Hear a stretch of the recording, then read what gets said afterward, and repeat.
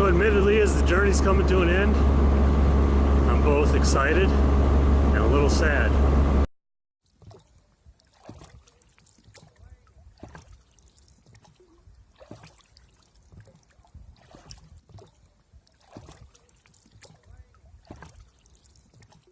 Last time on a journey to the sea, I left out of Shulze Cove, spent the night in Hot Springs Bay, and had smooth sailing all the way to Shulze Cove. Today is my last night, and tomorrow I will have completed the trip to Sitka. So, kind of given my luck of the past, I am totally going crazy now thinking of all the what if scenarios because I'm worried that there's going to be at least one more hiccup before I get there. Well, I was wondering what my last challenge was going to be for the trip. I'm about 4.5 hours from Sitka, and this is what I'm looking at. Now, I've traveled in the fog before,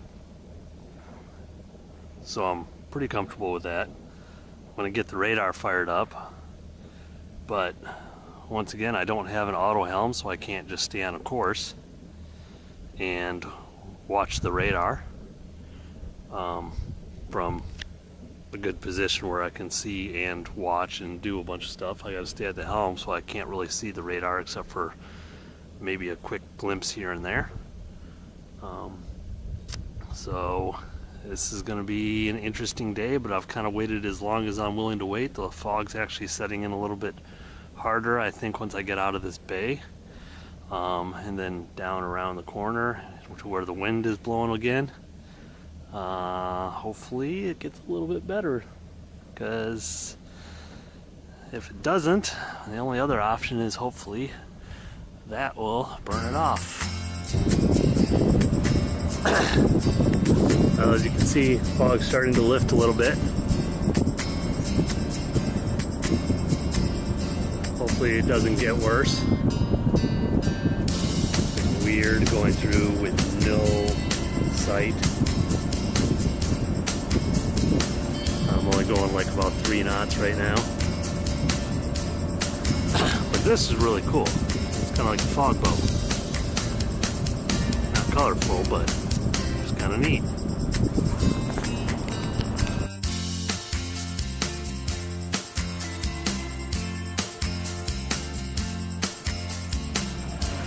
As the fog is lifting, everywhere except for where I'm going.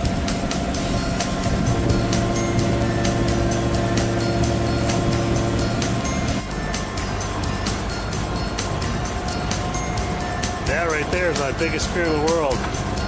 Running into one of those. Holy crap, I'm close. I knew he was coming.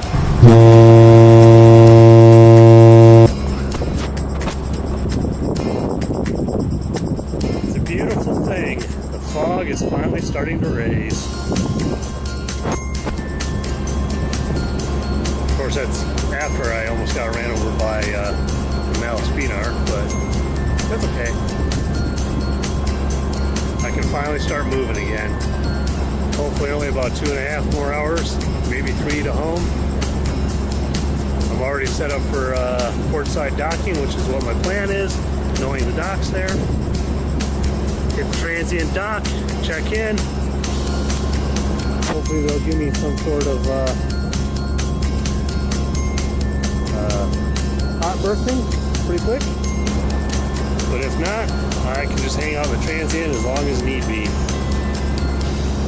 It wasn't long before I was able to look ahead and see familiar landmarks.